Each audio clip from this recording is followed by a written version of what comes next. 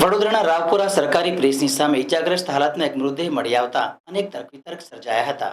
વડોદરા શહેરના રાવપુરા કોઠીના ઢળે ઇજા થયેલી હાલતમાં મૃતદેહ મળી આવતા પોલીસે ઘટના સ્થળે પહોંચી હત્યાની આશંકાની દિશામાં તપાસ શરૂ કરી છે। રાવપુરા વિસ્તાર ખૂબ ભીડભાડવાળો વિસ્તાર છે। જો હત્યા થઈ હશે તો આસપાસમાં લાગેલા સીસીટીવી કેમેરામાં કેદ પણ થઈ હશે।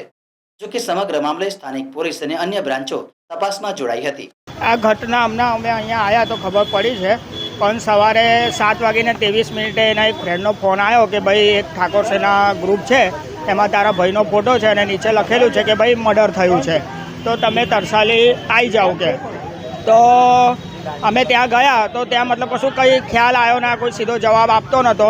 ત્યાં એક પછી અમે આવ્યા, એક મારા મોટા ભાઈ છે એમને મેં લેવા આવ્યો ઘરે।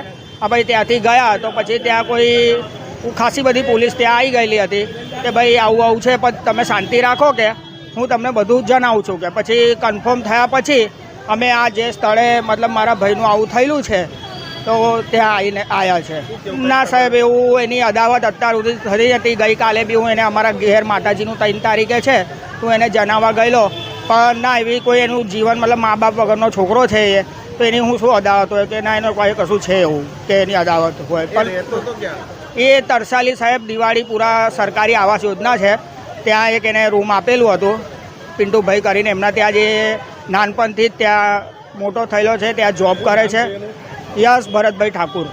રાવપુરા શું લેવા આવ્યો, કંઈ ખબર? રાવપુરા હજુ સાહેબ હજુ કન્ફર્મ થયું નથી, કેમ કે પોણા 12 વાગ્યા તક તો એ ત્યાં જ હતો કે મતલબ કે લારી પર જ હતો, અને એ બંધ કર્યા પછી કયા સમયે એને કોણ લાવ્યું છે હજુ ફાઇનલ ખબર નથી।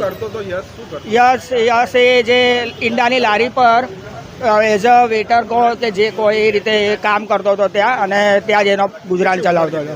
એની ઉંમર સાહેબ 28।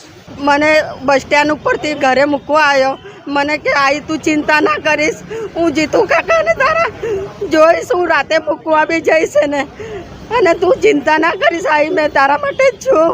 મને ઘણી વસ્તુ એણે બોલી રાતે કે તું જરાક બી ચિંતા ના કરીશ કે હું તારા માટે બેઠો છું। 8:30 પોણા ઘરે મૂકવા આવ્યો તો હાઉસિંગમાં હા, 8:30 વાગે 8:30 વાગે। તમને કેટલા વાગે જાણ થઈ?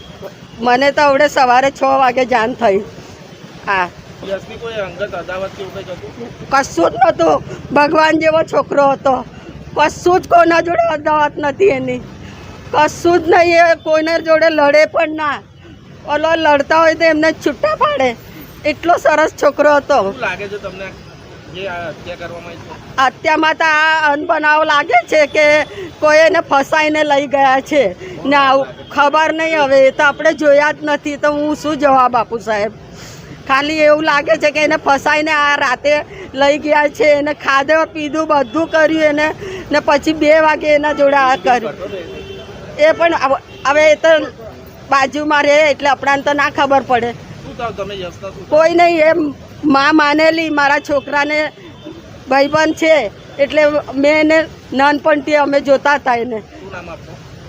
મારું નામ શશિકલા અશોકરાવ ભોઈટે, ક્યાં રહો તમે? તરસાલી, વિશાલનગર।